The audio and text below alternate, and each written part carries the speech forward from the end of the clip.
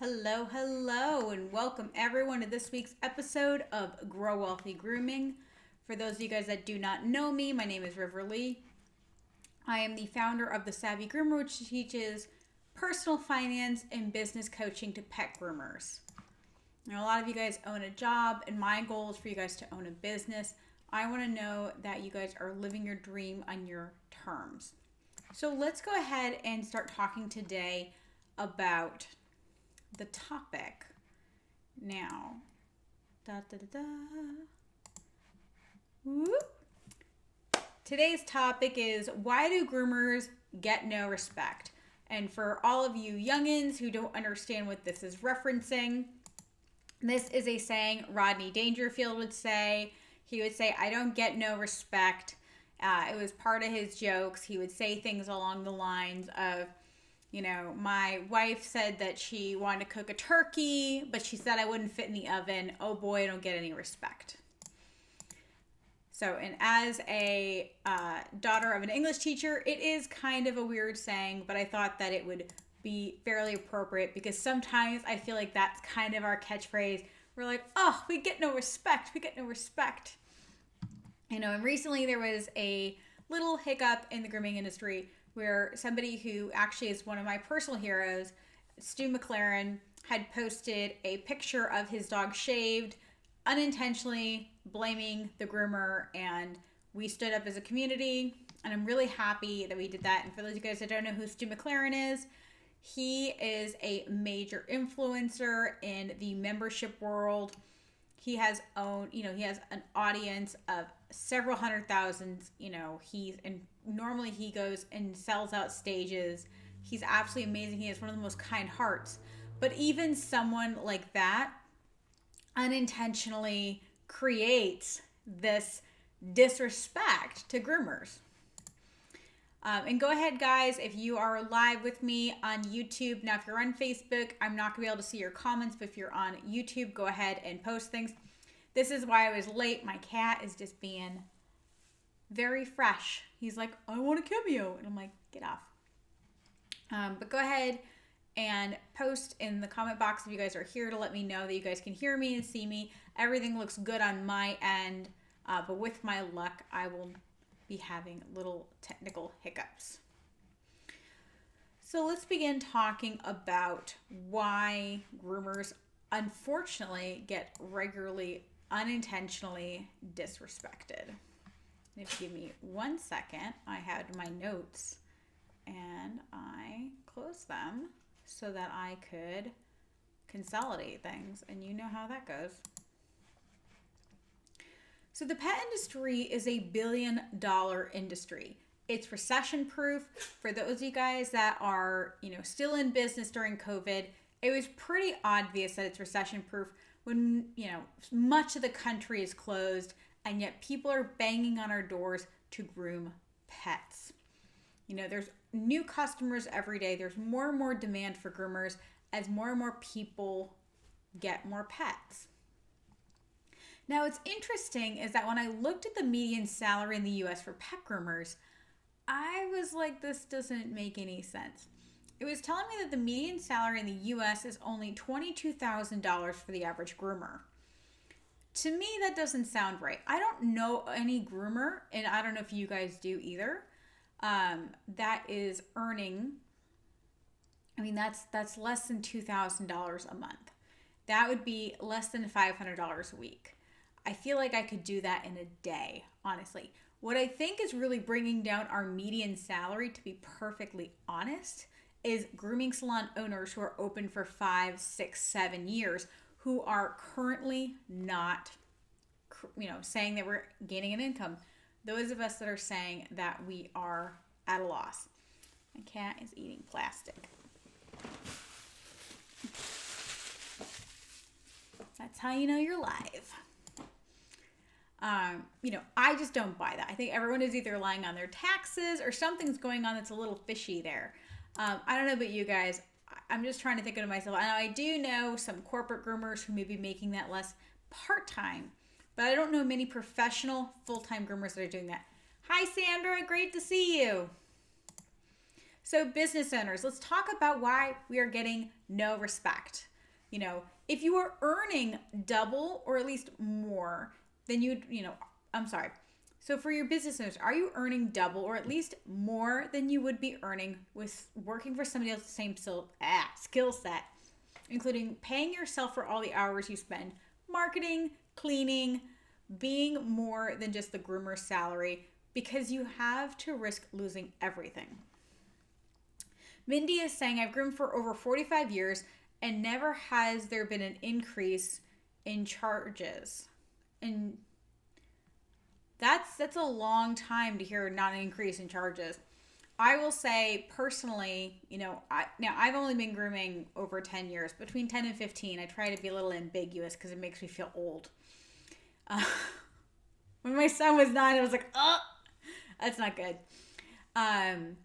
But it's crazy because, what I charge for a cat, significantly more than I was charging when I had my shop. And that was just because I wanted to. But I agree. It's interesting. There's a lot of groomers who've been grooming 30 years and they've been doing Shih Tzus for $45. And now 30 years later, they're charging the same. And a lot of that is just supply, demand, and how people are doing that. But I think with business owners, if you are not charging enough in order for you to be able to earn more than you would working for somebody else, you basically own a job. And that is not a business. Now, if you're an employee, are you working a job where you're paid a livable salary that reflects what you're doing skills and physically investment-wise? Do you have health insurance? Does your employer help with your retirement? Are you a legal W-2 employee? Are you misclassified, 1099, independent contractor trap? And I think this is so important. A lot of times groomers are willing to accept lower wages because they see that 50% commission. And what they don't realize is that 50% of wages, like Mindy said, from 45 years ago is not going to pay a livable salary. You would be better off taking a higher hourly wage than taking 50% of either, a $35, $45 dog. And sometimes, honestly, you guys that are these commission-based workers, you're taking 50% of nothing because if nothing comes in the door or someone cancels, they're not paying you. 50% of nothing is nothing. So here's why other people outside of our industry feel like we don't have a real job. And we've all heard it. You play with puppies. How cute. Like, I have never been more disrespected than when I introduce myself as a groomer. If I tell someone I'm a groomer, then guess what they say? That's sweet. That's cute. Not, oh, wow, you're a sophisticated businesswoman. Wow. No, they have this totally different image. Sandra's saying, ugh, my pet peeve, not charming our worth. We need to respect ourselves and the skill and expertise we put this and get paid for the hard work we do. Exactly. But let's start thinking about why people are not respecting us outside of our industry. As Mindy said, if I have not increased my prices more than $5, and I'm not saying you personally, if people have not increased prices in 45 years, why would anyone think that it's a valuable skill? Can you think of anything in the last 20 years that has not doubled? Even lawn care. I remember growing up and, it was $10 to get your lawn cut. And now when I had my lawn, it was $100. So, that's increased how many times? But you're right, grooming's gone up realistically, a lot of shops, $10 over the last 30 years. When these people from corporate land come and visit our shops, you have to think about a couple of things. The reason they don't think that we have a job is because there's no financial security. There's no room for growth. There's no retirement or savings plans. There's no health care. Most of the time, there's not even a dress code, never mind if it's implied.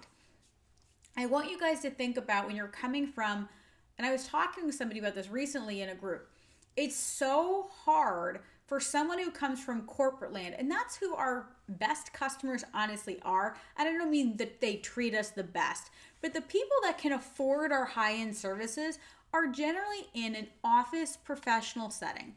They are the people that are, generally speaking, working at boardrooms, they are traveling, they are doctors, they are lawyers. And I want you to think about from their perspective. So if you have ever worked, not corporate grooming, but corporate, I don't want to say real world. It's not real world. Their world is actually way less real than our world. Our world is real.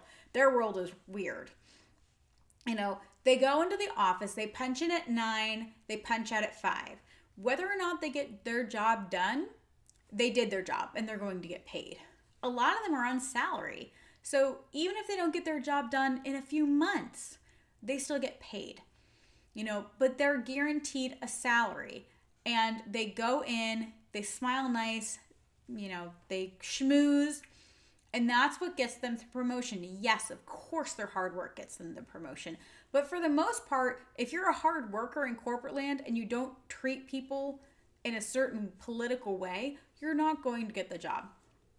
So if you look at somebody from that world, and then they look at us, and we are audaciously authentic. Groomers are. We will just tell you as it is. We like that. We like how genuine and sometimes rough around the edges we are.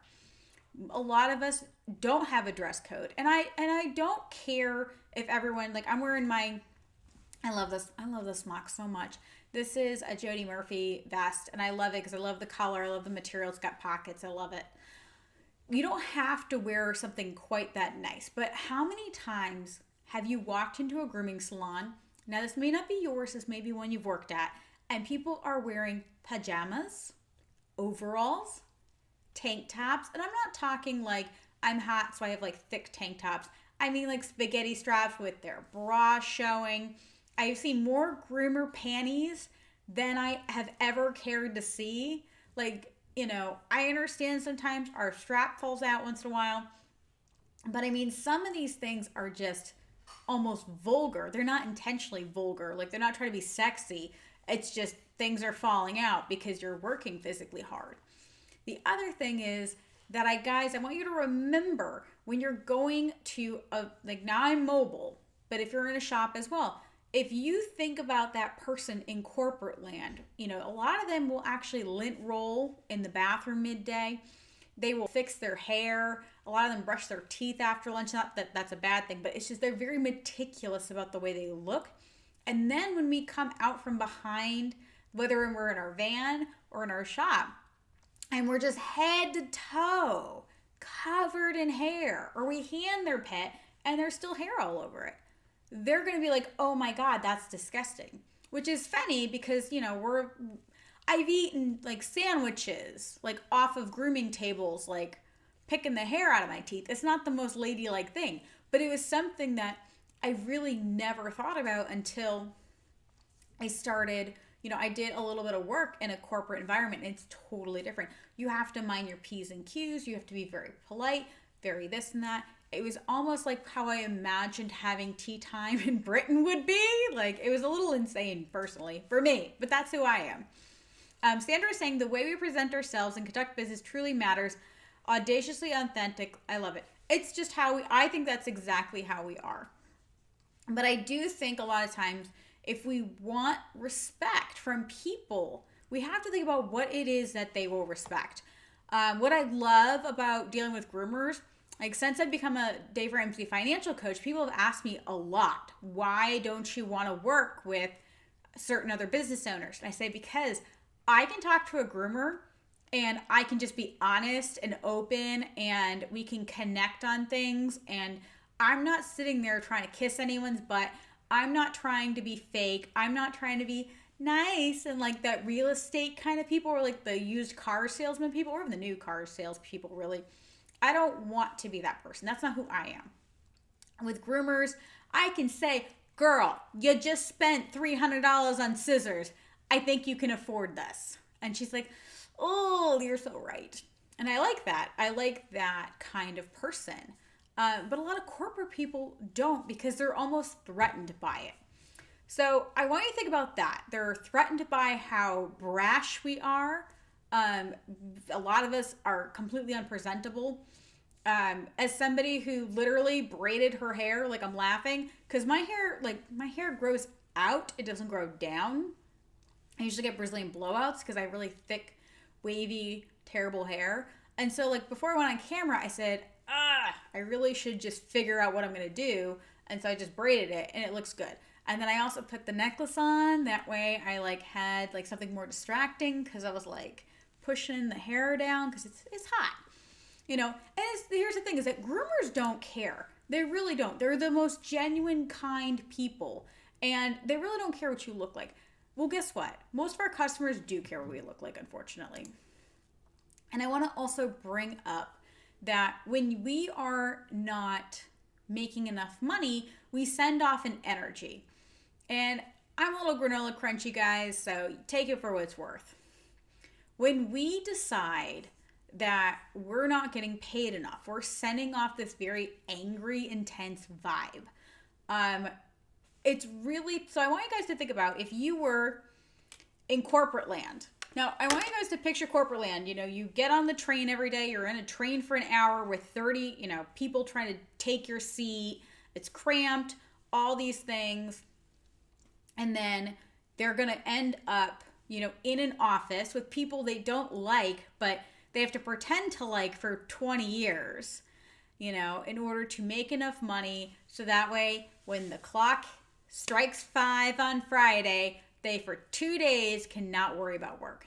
That is a very different person, and it's a very different lifestyle. And they do that for the financial security. They do that for the prestige. They do it for a lot of different reasons. All of that said, we are the anti that. And expecting to be the things that we respect in the grooming industry, most industries don't understand or don't care about. They show up, they get paid.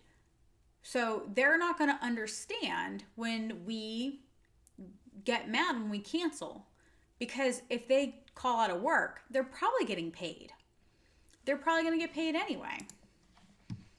Mindy's saying, I wear scrubs every day. Exactly. Like, you look cute. You look nice. There's a lot of groomers, though, and we all know those people that are... They are not. They are wearing you're like, I don't know if you're a homeless person who just walked in the back or if you work here. I'm not really sure. I have no idea. And it's just, I think that there's a level. I don't think we have to, I get my nails done with dip now, mostly because I have a bad habit of chewing them and I don't want to look like crap with big chewed nasty nails. It looks nice and I can groom in them. Hi. Yes, someone is needing some attention. Excuse you. You are not on the show. Boop. Little needy bastard. Mindy's saying, I knew a girl that wore tank top, short shorts, and barefoot. Exactly. If you want high-end customers, you need to look high-end. If you go into Tiffany's, the way they present themselves, the way they act is going to be different, very different than 90% of grooming salons. If we want those customers, if we want the customers who want to spend that kind of money, then we need to act differently and be treated differently. And that's how we're going to gain respect. A lot of times we just want them to respect us because we are just alive. And I am not one of those people that believes personally. I personally don't believe that you just get respect for being alive. I think you earn respect. I am one of those awful people that, I don't disrespect people, but I don't automatically give someone my respect. Mindy's saying, if you want another cat like that, I have one for you. So my Persian is in a lion cut because my employee was practicing her CFMG level lion cut, and I'm kind of sad I did that, but I love my cat. He hates other cats, and I wish he loved them because I want 10 of them, but that's probably good for me because I would be that person with 10 of them. So, and I don't want to go too far off a tangent. I just, I want to bring this back. So with this, guys, I want you to think about, why are we as an industry being disrespected? It's because there are so many groomers who are unprofessional, that treat customers unprofessional. my friend Lynn Palillo, she did a great Facebook Live recently about other groomers doing things like ghosting clients, like a client asking for an appointment, and instead of having an adult conversation with that client, explaining maybe, we're not a good fit anymore, they just decided to ignore that customer indefinitely. And I'm like, that's very professional, isn't it? I can't imagine trying to call for an appointment for my hair and not being called back for months and being like, boy, I don't know what the heck happened. And instead that hairdresser saying, River, you've got this really thick, long hair, and, I apologize. It's my fault. I should have explained to you that this is kind of outside the scope of what I like to do or I can do. And, I just can't do it anymore. And I'm so sorry. And here are 3 names for me to, 3 other people who might be able to service you. That's an adult conversation. Ignoring people is like high school. Things like, saying, now I understand the phrase, charge what we're worth, but I also really hate it. And I've really begun to really hate it. Because I'm not only my grooming service. That's not what I'm worth. I can't put a dollar amount on what I'm worth. So part of me thinks it's kind of toxic to say. But the other fact is that if I put that phrase out there, if I say I need to charge what I'm worth, and then that person isn't willing to pay it, now I've kind of set myself up to be angry. Now I'm like, well, they're not willing to pay what I'm worth. Okay. It's more of, I need to charge what I need to charge because I need to make a living and I need to have my bills paid and all of that. It doesn't matter. You can be the juiciest, ripest peach and somebody may not want you. They may not like peaches. I can be the best cat groomer in all of Rhode Island, and some people don't value that. It doesn't matter. It doesn't matter. They're never going to value it. I always use the example of photography. I have a lot of respect for photographers. I just don't understand why someone would value photography enough to spend $3,000 on a wedding photographer. That seems bananas to me. I do understand how much skill it takes. I do understand how much work it is. I just look at $3,000 and photos and go, meh, we'll just take them on my iPhone. Good enough. Because I don't value that. And that's something that I have to acknowledge. It's not their fault. And I think that they would be in a bad position if I said, oh, how much for a family portrait around Christmas? And they said $500. And if I said, yeah, no, thank you. And then they went on a rant on why I should want this. I'm going to be like, that's very nice, but I just don't value that. Mindy is saying, Erin is saying, if we want to be treated as professionals, we need to dress and act like one.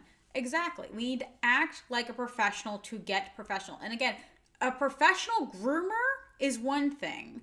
A professional business owner is another. Think about professional like corporate land. Unfortunately, that's their measuring stick. You and I all know, we know a professional groomer is all about what they can produce, but they don't, because they don't know a good haircut if it bit them in the ass. A lot of times, the things we notice in a good haircut, they won't. I'm not saying that it's not valuable, but I think, again, like the photographer, different people value different things. Mindy is saying a camera can cost that much. Exactly.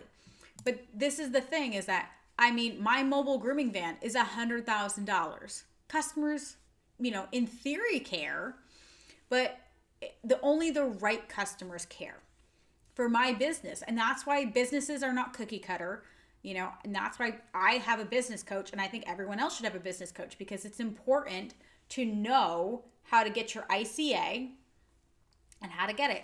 But going back to why Sandra's saying, and that's why we need to be business people too. Exactly. We need to look at ourselves as if we were in another business. I can't tell you how much disrespect I get getting out of the pet industry whenever I go. So I generally go, obviously not because of COVID, I generally go to 2 to 3 other seminars a year outside the pet industry. And we get so much disrespect. And a lot of it is our own fault. You know, I, I know nobody wants to hear this, but don't name your business doggy styles. When you name your business a sexual position, that person is not going, if they do refer you, they're going to probably refer you by your name. So for instance, if I am a woman who is in a conservative office, sophisticated, my shoes cost as more than my first car, I'm not going to suggest to my either superior or the people that work under me to go to a business that sounds like foo-foo kisses, or, a sexual position. Like in the cat industry, y'all, I mean, I hear people say, like, what do you guys think about the shaved pussy? I'm like, no! Like, why would you think that's professional? How do you think that makes the rest of us in the industry look? There are far too many of you that have done this. Now, you may have had this business for 30 years, and at the time, it was just clever and catchy, and it was important to be seen in the phone book and be called. That's fine. That said, I will say that a lot of times, we pick cute and clever over clear. When I owned the Green Paw Spa, no one knew the frickin' business name. They had no idea.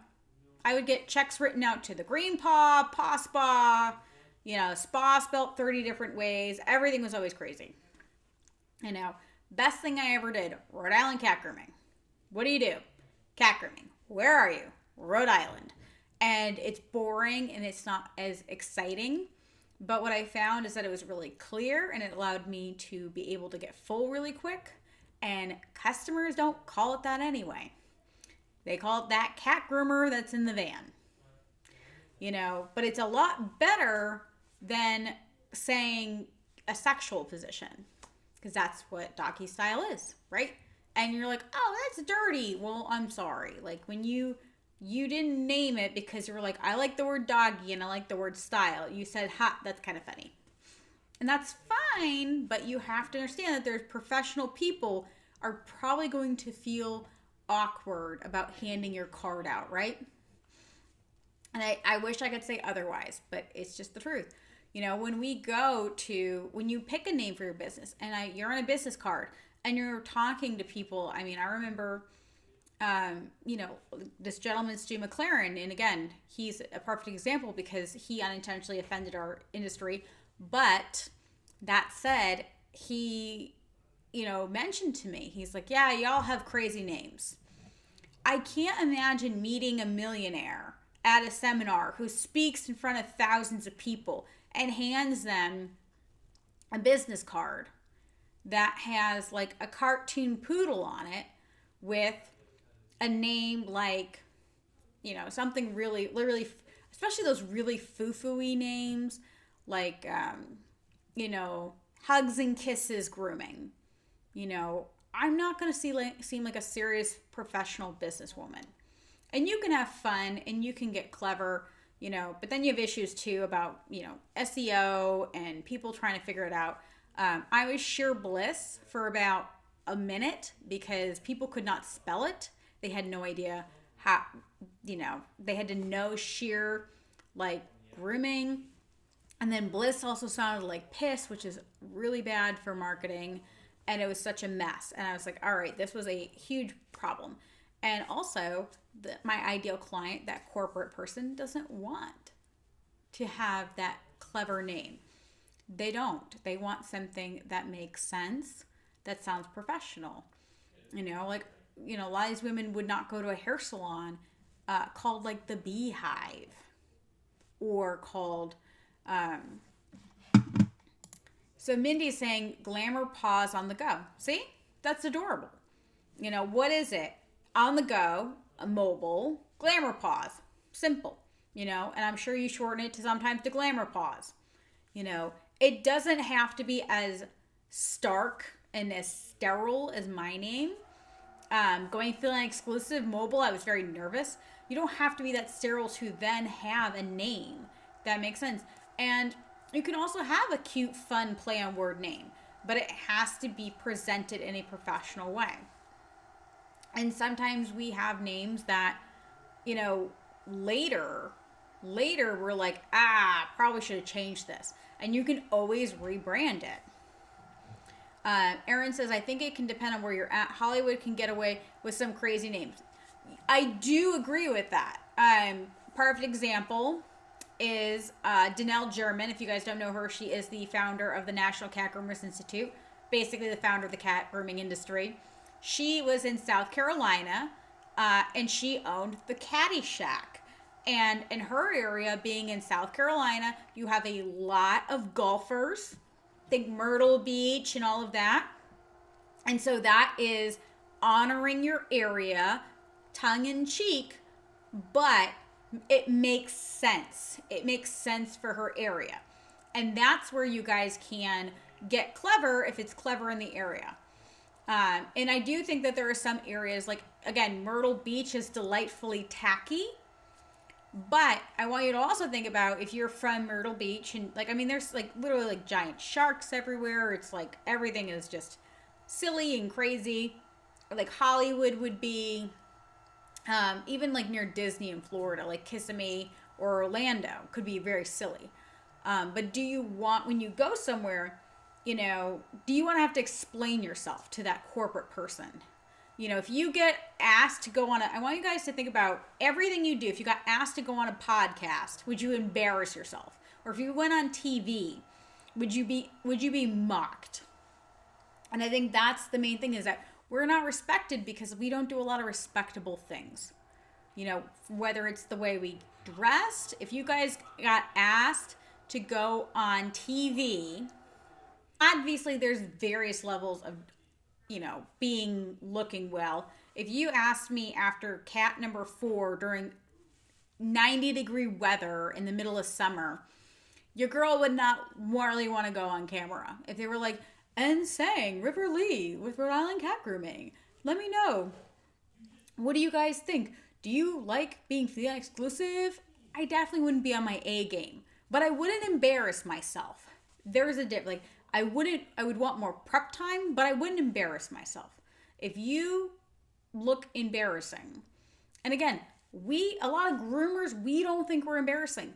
You know, I know a lot of groomers that are literally in their pajamas, or like this, you know, like you guys said, like in short shorts, a tank top, and barefoot. They're not embarrassed to be grooming, but I bet they would be embarrassed if, you know, the CEO of Petco walked in. Or maybe they wouldn't. And, you know, and that's really unfortunate. You know, I think that we are beautiful, audaciously authentic people, but I think that is often to our detriment, because I think that it enables other people to disrespect us as an industry. And instead of taking a step back and going, okay, why are we being disrespected?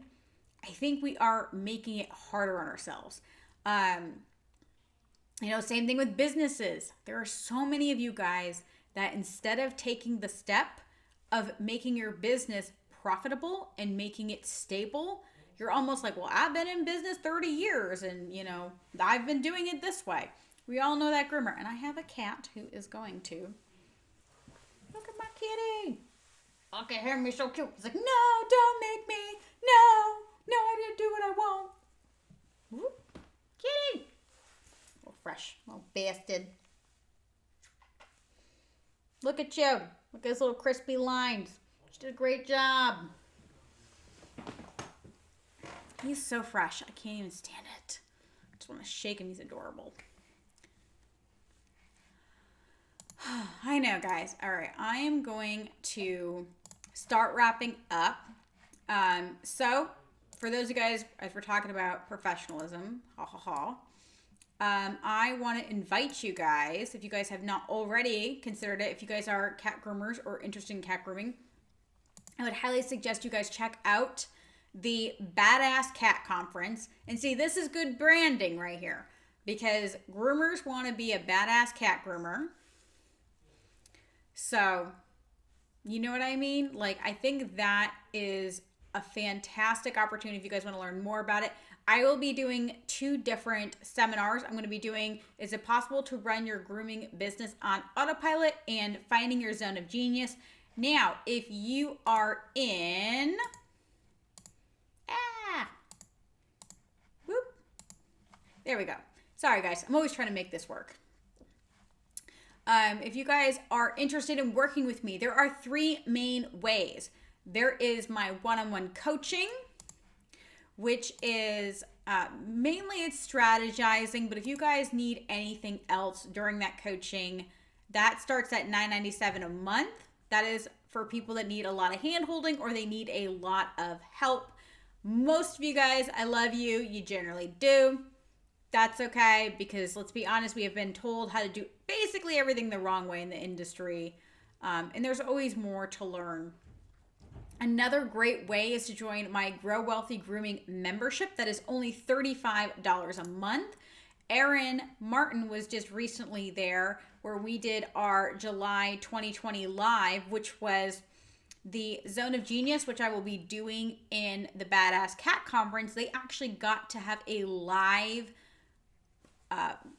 working class of doing the Zone of Genius. We will be doing a second one. So if you guys are interested in joining for the Grow Wealthy Grooming membership, I would sign up now if you are not going to the Badass Conference, because you will be able to get the Zone of Genius training and the Grow Wealthy Grooming.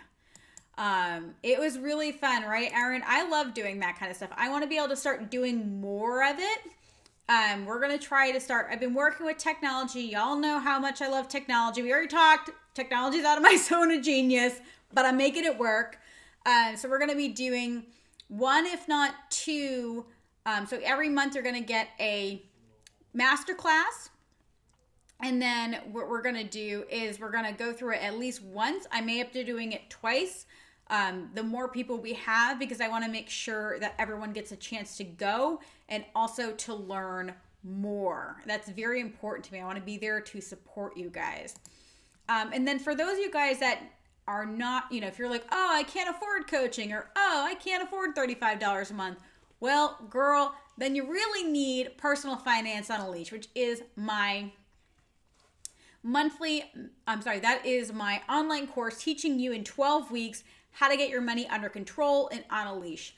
Everyone I know that has taken this has earned more back than what it cost. And Paige, who is absolutely adorable, she actually was able to earn, I believe she ended up saving $14,000 or $12,000 in the 12 weeks that she was there. So there are those 3 ways primarily to work with me. There are other ways, but those are the main 3.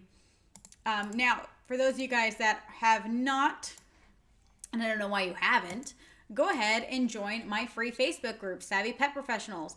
Y'all are probably watching this live right now in that group. The free Facebook group is basically where I remind you guys all of the awesome free content I have for you guys to network and have all of my information there. And what's nice about that is if you're not quite sure you're ready to work with me, or if you want to just network with other pet professionals who are bettering themselves, not like those Facebook groups where people are like, sticking their fingers up their nose. This is a great group. We're going to have a great bunch of people. It's so fun. So go ahead and join that. And I have to add actually 8 people. I'm working on it. So let me find, where am I? I don't even know. Up there I am. I found my camera. How nice is that?